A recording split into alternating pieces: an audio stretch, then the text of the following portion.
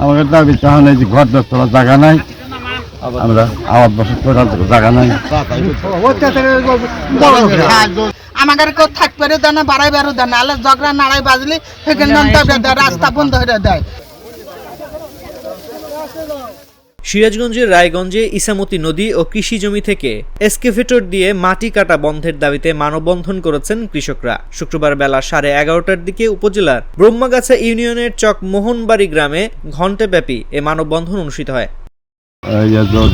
খাল জমি আছে আমাদের, জমি টমি নাই, বাড়িঘর নাই, কিছু নাই, এর জন্য আমরা সব আছি আর কি। আমাদের দাবি চাহান এই যে ঘর দশতলা জায়গা নাই, আমরা আবাদ বসত করার জায়গা নাই, তাও 200 কম না। ভুক্তভোগী কৃষকরা জানান, স্থানীয় ইউপি সদস্য আব্দুর রাজ্জাক ও সূর্য প্রামাণিক প্রভাব খাটিয়ে নদীর জায়গা দখল করে ভেকু মেশিন দিয়ে মাটি কেটে বিভিন্ন স্থানে বিক্রি করেন।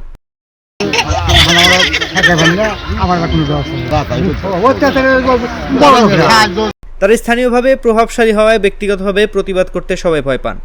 আমাদের জায়গা জমি কিছুই নাই, আমরা মানুষের বাড়ি দেন বাড়াই, আমাদের কেউ থাকবে দেয় না, বাড়াই বেরো দেয় না, আলে ঝগড়া নাড়াই বাজলে সেখানে রাস্তা বন্ধ হয়ে দেয়। ছাড়া আপনাদের কাছে অনুরোধ, আমাদের এলা জায়গা বাসা দিবেন, আমরা জানি এলা সুস্থ মাত্রে যাতে করে খেতে পারি। প্রশাসন দ্রুত সময়ের মধ্যে এই মাটি কাটা বন্ধের ব্যবস্থা না নিলে আবাদি জমি ছাড়াও বসতভিটা ক্ষতির সম্মুখীন হবে।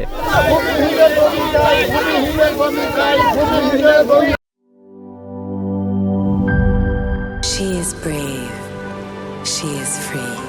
A generous soul with many possibilities. Glaze Skin.